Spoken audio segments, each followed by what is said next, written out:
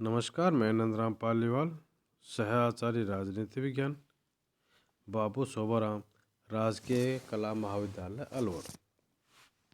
आज इस वीडियो में हम न्यायिक पुनरावलोकन के बारे में चर्चा करेंगे। पहले हम चर्चा करते हैं इसका अर्थ क्या है। न्यायालय की सर्वाधिक महत्वपूर्ण शक्ति न्यायिक पुनरावलोकन का अधिकार है। न्यायिक पुनरावलोकन का अर्थ है न्यायालय द्वारा कार्यपालिका और व्यवस्थापिका के कार्यों की वैधता की जांच करना। डिमॉक के अनुसार न्यायिक पुनरावलोकन व्यवस्थापिका द्वारा निर्मित कानून और कार्यपालिका या प्रशासनिक अधिकारियों द्वारा किए गए कार्यों से संबंधित अपने सामने आए मुकदमों में न्यायालय द्वारा उस जांच को कहते हैं जिसके अंतर्गत वे निर्धारित करते हैं कि कानून का कार्य संविधान द्वारा प्रतिबंधित है या नहीं। कार्यान्वयन के शब्दों में न्यायिक पुनरीक्षण या न्यायिक पुनरावलोकन का अर्थ है न्यायालयों की उस शक्ति से है जो अपने अपने क्षेत्र के अंतर्गत लागू होने वाले व्यवस्थापिका के कानूनों की वैधानिकता का निर्णय देने के संबंध में तथा कानूनों को लागू करने के संबंध में प्राप्त है जिन्हें वे अवैध और इसलिए व्यर्थ समझे। अमेरिकी सर्वोच्च न्यायालय के चीफ जस्टिस मार्शल ने 1803 में मार्बरी बनाम मेडिसन के मामले में निर्णय देते हुए न्यायिक पुनरावलोकन की परिभाषा की है, जो इस प्रकार है। न्यायिक पुनरावलोकन न्यायालयों द्वारा अपने समक्ष पेश विधायी कानूनों तथा कार्यपालिका अथवा प्रशासनिक कार्यों का वह निरीक्षण है जिसके द्वारा वह निर्णय करता है क्या ये एक लिखित संविधान द्वारा निश्चित किए गए हैं अथवा उन्होंने अपनी शक्तियों से बढ़कर कार्य किया है या नहीं।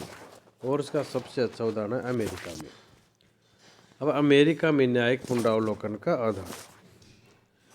अमेरिका के संविधान में सर्वोच्च न्यायालय को स्पष्ट रूप से न्यायिक पुनरावलोकन की शक्ति प्राप्त नहीं है। इसकी स्पष्ट रूप से घोषणा सर्वोच्च न्यायालय के मुख्य न्यायाधीश मार्शल ने सन 1803 में एक विवाद मार्बरी बनाम मेडिसन के निर्णय में की। यह विवाद इस तरह उत्पन्न हुआ था कि 3 मार्च 1801 की रात्रि को राष्ट्रपति एडम्स ने मार्बरी को कोलंबिया जिले का शांति न्यायाधीश नियुक्त कर दिया, परंतु इस आदेश के जारी होने के पश्चात राष्ट्रपति एडम्स की अवधि समाप्त हो गई। उस समय तक वह आदेश मार्बरी के पास नहीं पहुंचा था। नए राष्ट्रपति जेफरसन ने तुरंत पद ग्रहण किया और मेडिसन को अपना राज्य सचिव नियुक्त कर दिया। मेडिसन मार्बरी की नियुक्ति के विरुद्ध था, इसलिए उसने राष्ट्रपति एडम्स के आदेश को मार्बरी तक पहुंचाने से रोक दिया। मार्बरी ने मेडिसन के विरुद्ध सर्वोच्च न्यायालय में अभियोग चलाया। मुख्य न्यायाधीश मार्शल ने मेडिसन के कार्यों को अवैध ठहराया तथा अपने निर्णय में तर्क प्रस्तुत किए कि यह निश्चित रूप से न्याय विभाग का कर्तव्य और अधिकार है कि वही यह बता सकता है कि कानून क्या है। जो लोग किसी विशेष नियम को किसी मामले पर लागू करते हैं वे ही उक्त नियम की व्याख्या करते हैं और वे ही उक्त नियम का निर्वाचन करते हैं। यदि दो कानून एक दूसरे के विरुद्ध होंगे तो न्यायालय ही निश्चित करेंगे कि दोनों कानून किस सीमा तक लागू हो सकते हैं। उसी प्रकार यदि कोई कानून संविधान के विरुद्ध होगा और यदि किसी मामले में उक्त कानून और संवैधानिक कानून दोनों ही लागू होंगे तो न्यायालय को देखना होगा कि यह उक्त मामले या विवाद पर संविधान की किस मान्यता के आधार पर निर्णय दे। यदि न्यायालय संवैधानिक कानून को सर्वोच्च कानून मानता है और यदि संविधान साधारण विधानमंडलों से श्रेष्ठतर और उच्चतर है तो ऐसे किसी मामले पर जिसमें संविधान भी और साधारण कानून भी लागू होगा संविधान को ही प्रधानता की जाएगी और उसके सामने सामान्य कानून असंवैधानिक घोषित हो जाएगा। तो इस प्रकार मुख्य न्यायाधीश मार्शल के इस निर्णय के कई परिणाम निकले। तो इसमें जो प्रमुख परिणाम निकल के आया वो ये था कि संविधान की सर्वोच्चता। फर्गुसन एवं मैकहेनरी के अनुसार यद्यपि निर्णय की आलोचना की जाती है तो भी न्यायिक पुनरावलोकन का सिद्धांत अमेरिकी शासन प्रणाली का एक मजबूत भाग बन गया। अब अमेरिका में ही संविधान ही सर्वोच्च कानून है। संविधान की व्यवस्था के प्रतिकूल बनाया गया कोई कानून वैध नहीं है। यदि व्यवस्थापिका द्वारा पारित कोई कानून संविधान प्रतिकूल है तो सर्वोच्च न्यायालय का यह कर्तव्य है कि उस कानून को अवैध घोषित कर दे। संविधान की सुरक्षा। सर्वोच्च न्यायालय की इस अद्वितीय शक्ति के कारण ओजेस ने कहा था कि हम संविधान के अधीन रह रहे हैं, किंतु संविधान वही है जिसे न्यायाधीश बताते हैं। सर्वोच्च न्यायालय ने इस शक्ति के द्वारा संविधान की रक्षा की है।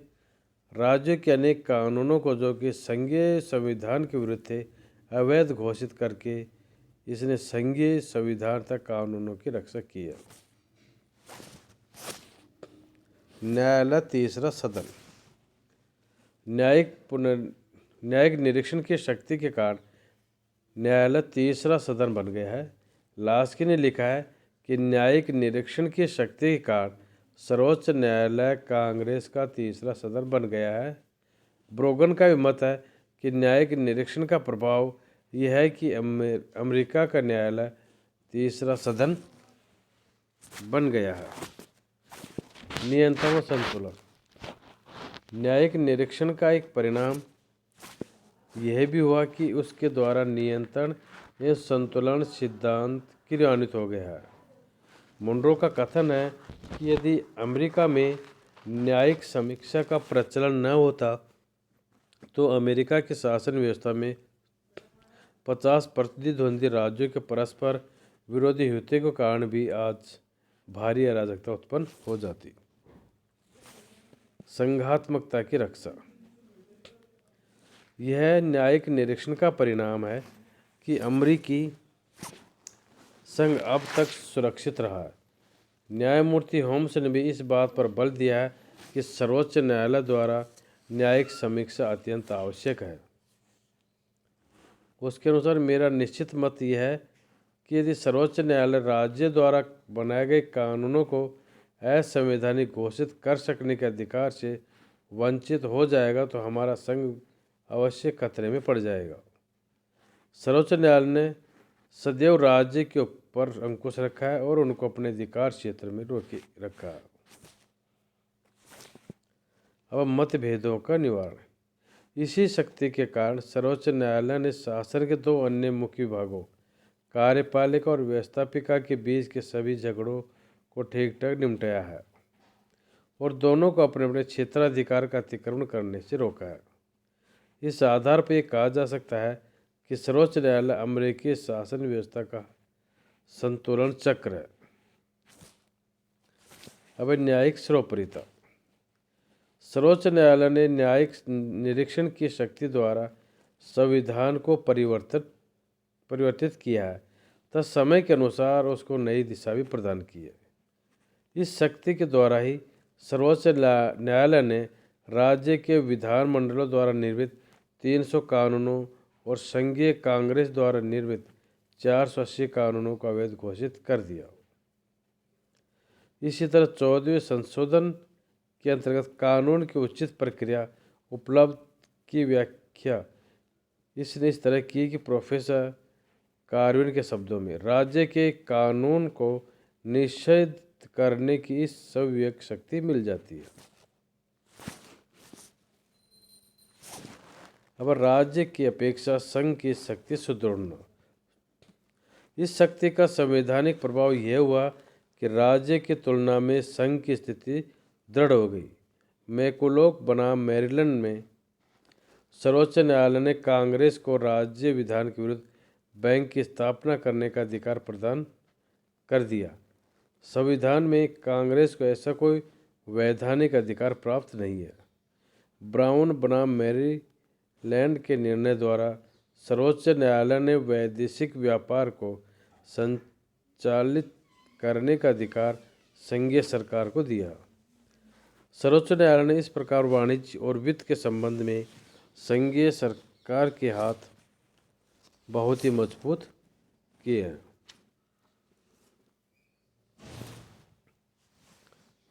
अब है इसकी आलोचना, न्यायिक अवलोकन की आलोचना किन बिंदुओं के अंतर्गत की जाती है।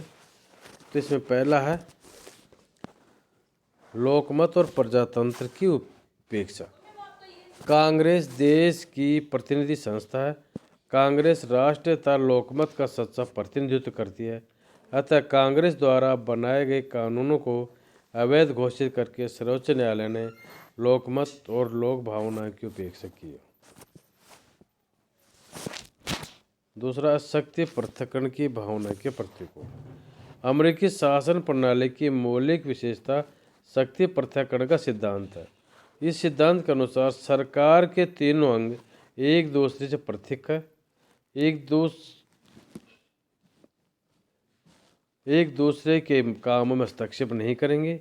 न्यायिक निरीक्षण की शक्ति के कारण सर्वोच्च न्यायालय की स्थिति कांग्रेस और कार्यपालिका सर्वोच्च हो जाती है, जिसे शक्ति पृथक्करण की भावना का अंत हो जाता। राजनीतिक निर्णय। सर्वोच्च न्यायालय की नीति और निर्णयों में एकरूपता का भाव रहा। अनेक अवसरों पर न्यायालय के निर्णय विशुद्ध वैधता पर आधारित न होकर न्यायाधीशों की अपनी मान्यताओं और उनके अपने राजनीतिक और सामाजिक विचारों पर आधारित रहे हैं। न्यायाधीशों के निर्णय राजनीतिक पुट लिए हुए थे। गेर्स ने कहा है कि न्यायाधीशों के विचार उसी प्रकार परिवर्तनशील हैं जिस प्रकार के नकली सिल्क के रंग परिवर्तनशील होते हैं और वे राजनीतिक धूप के कारण शीघ्र बदल जाते हैं। न्यायिक निरीक्षण का संवैधानिक आधार नहीं। अमेरिका संविधान में कहीं भी इस बात का स्पष्ट उल्लेख नहीं है कि सर्वोच्च न्यायालय को न्यायिक निरीक्षण का अधिकार है।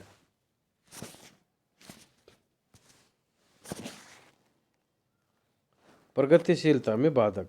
सर्वोच्च न्यायालय ने शक्ति का प्रयोग करके अनेक प्रगतिशील कानूनों के निर्माण में गंभीर बाधा उपस्थित किए।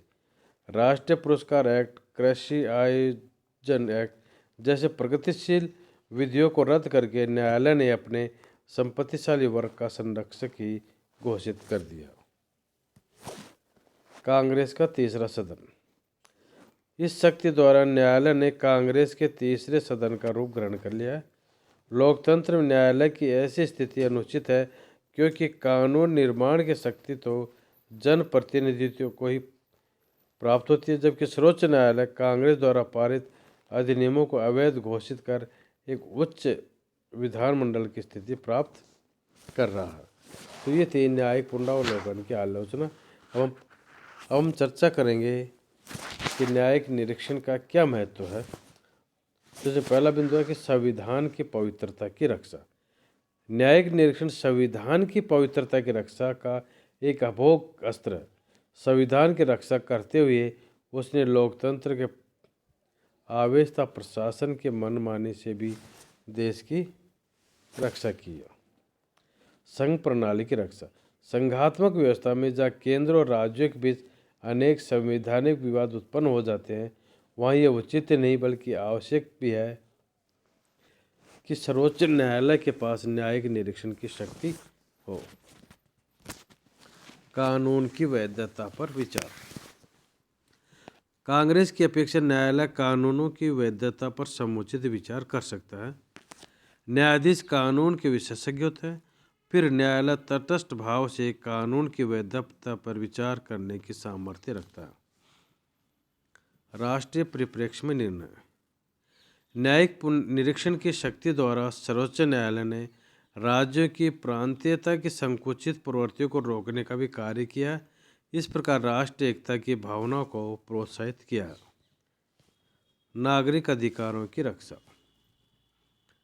इस शक्ति द्वारा न्यायालय ने नागरिक अधिकारों और उनकी स्वतंत्रता की रक्षा का कार्य भी किया। राजनीतिक दलबंदी से ऊपर। आमतौर से सर्वोच्च न्यायालय राजनीतिक दलबंदी से ऊपर होता है। वह राजनीतिक दलबंदी से ऊपर रहकर संविधान की रक्षा करता है। धन्यवाद।